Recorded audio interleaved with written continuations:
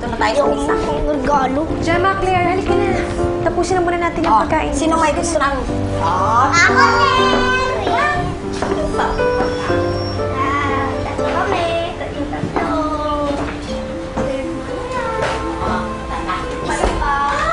Gemma, bakit? Ano nangyari kay Claire?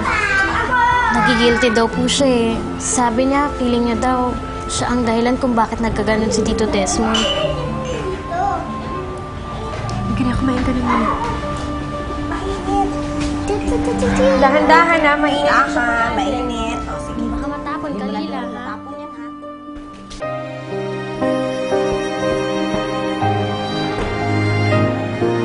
Claire? Kailangan mo ba ng makakausap?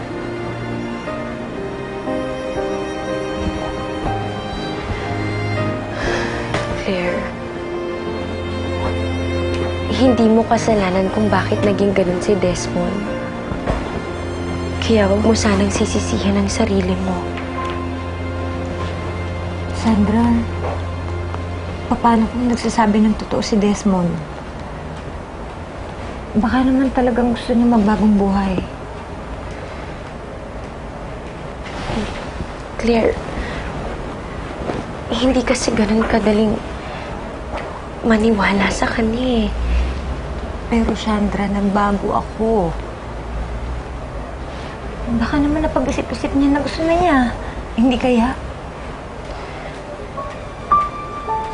Claire, siguro naman naiintindihan mo kung bakit hindi ganun kadaling tanggapin na talagang nagbago na si Desmond. Pero, tignan na lang natin.